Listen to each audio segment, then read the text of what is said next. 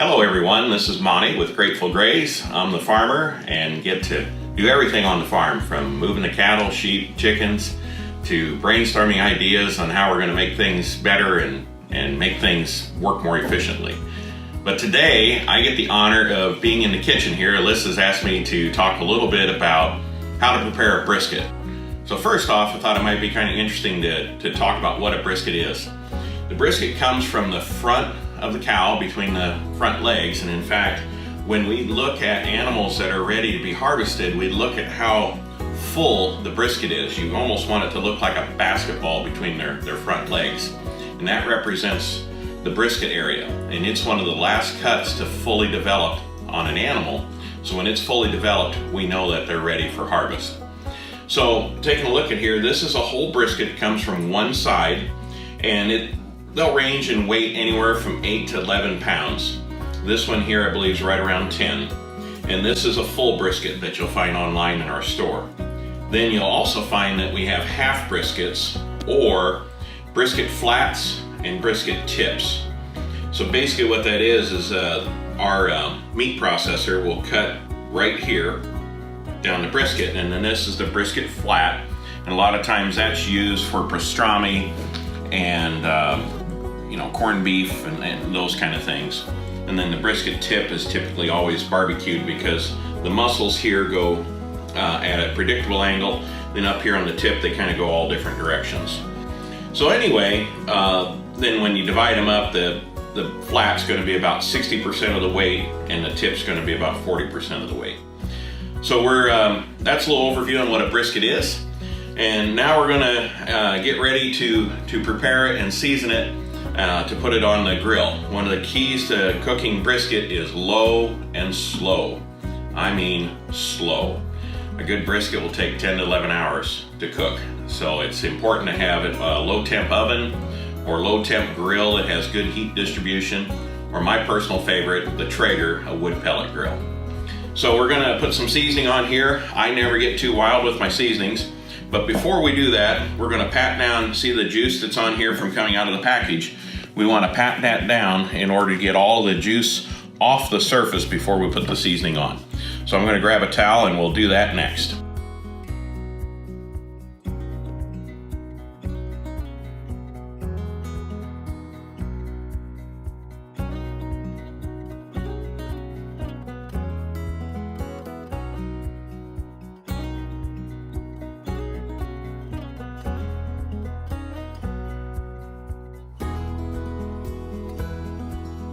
I'm going to do the other side when I put it on the grill. So what I'll do is I'll season this side, put it on the grill down, and then put it up. Wait a minute, one quick thing I want to point out here.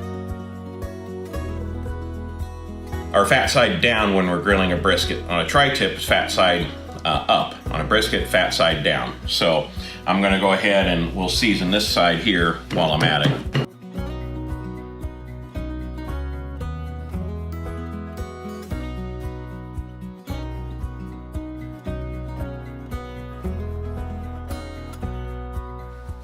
So here we're back with our brisket. I've dried it off, and now this is the fat side that's going to go down on the grill. So I'm going to season this here on this plate in order, when I put it on the grill, I'm going to flip it over and then season the other side on the grill. That way I keep all my seasonings on there. Now some people, you can buy a rub with everything pre-mixed. I don't like to pay extra for rubs and stuff like that, and I just like basic ingredients so I know what I'm getting. In the future, we hope to have some ingredient packages for you to where you don't have to wonder. But anyway, so I'm just going to put this on here. This is sea salt. We're going to put it on somewhat liberally, and then we're going to rub it in when we get all these seasonings together on here. And we got some pepper here.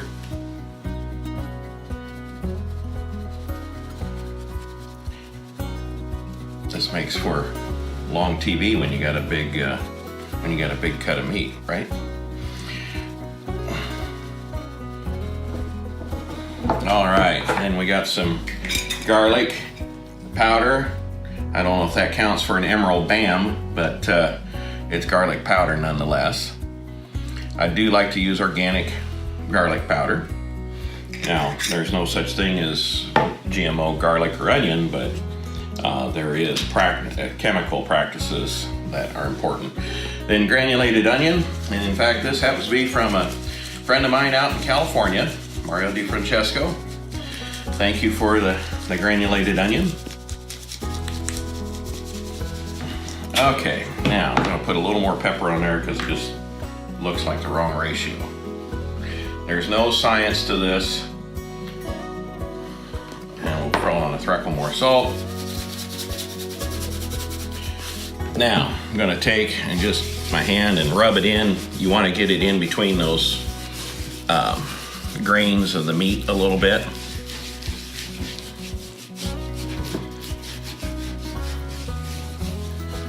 Now, if I was really good, I'd have these all pre-mixed together and then be able to put it on quicker. And you can do that if you'd like to pre-mix everything. And then while you're here, most of the sides aren't too thick, but I like to put some on those sides while we're at it and just get kind of the overage and rub on the sides. Okay, next stop is the grill. Okay, you can see we got the trigger set at 225. The grazer's helping here. And yeah, we just want a nice low temperature. And plus, at the lower temperature on a wood pellet grill, it's going to generate more smoke than at higher temperatures. So what we're really looking to do is get a smoke flavor into this. And we want to take it from refrigerated temperature up to 160 degrees with it out covered. And once we hit 160, we'll wrap it in foil and bring it all the way up to 204 or 208. I'll have it in the notes. But then when it's done, we take it off and we just let it rest in that aluminum foil for an hour. So here we go. We're going to put, my Traeger cooks a little bit hotter on this end, and the tip is a little bit thicker, so they're just made to go together. So I'm going to go ahead and put her on right there. And now we'll go ahead and season the other side like I was talking about. First off, I'm going to wash up my hands and get the juice off. All right, we're back to season the other side. I'm going to go ahead and put some salt on it again.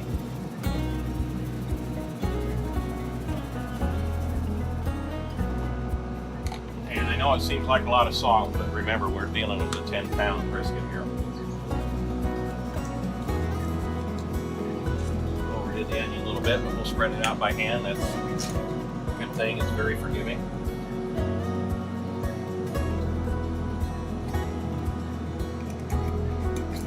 So the key point is, the reason Alyssa has me doing this is you don't have to be a good cook to do a brisket. You just got to be patient. So generally you'll see Alyssa asking me to do the things that are easy to do, and she does the more complicated things, along with Rob.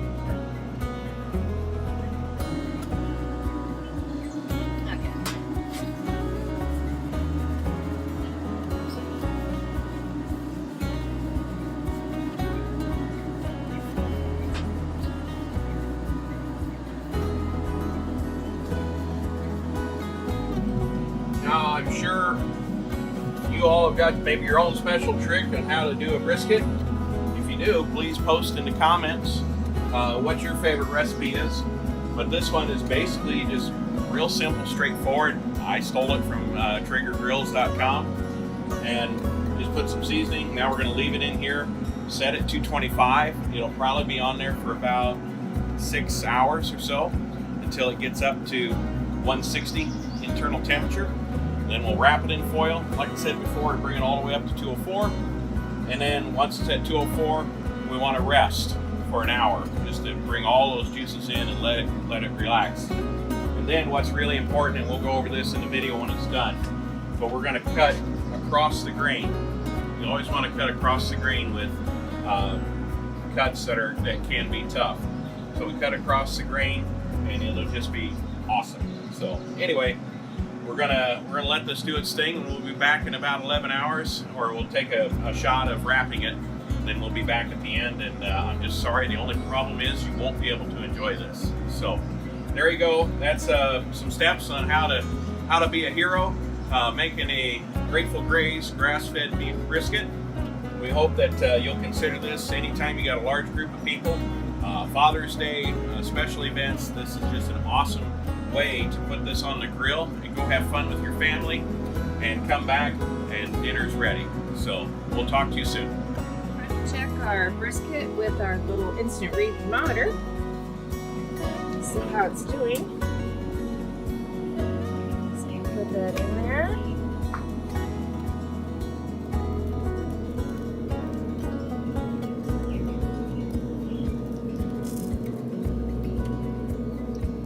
Go. We're gonna boil this up and flip it over. I took it out, wrapped it in foil, flipped it over, and come back in to finish cooking. All right, now's the moment we've all been waiting for. Thanks for Robin turning it, wrapping it, all those things today while I was out at the farm. Cows are doing great, by the way, and we just are getting ready to move our chickens to pasture tomorrow morning. So lots of prep work today. So here we go. Robin took it off the grill and put it inside this cooler. And that's a great way to let it rest but not lose temperature. So what you want to do is you want the proteins to cool slightly, and when it cools, the muscles actually relax and it lets the juice come back up into the cut. So that's pretty universal in any steak cut or roast cut that you have. So anyway, we're gonna go ahead. Oh my, look at that. Oh wow. Now that's awesomeness. So lots of juice, I love that.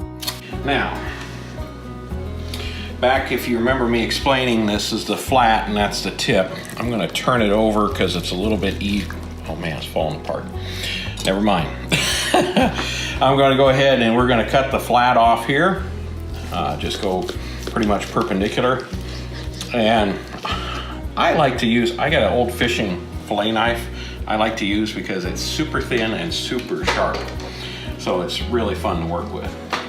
Now, once we got this brisket like this, depending on what size that you like, I think what I'll do for this is go ahead and cut it in half again to make it a little easier to work with. Now, we got these strips. Wow, look at that. That's amazing. So, I'm gonna go ahead and we'll take these strips and we're gonna cut them sideways. So this is gonna be, this is with the grain, this will be across the grain.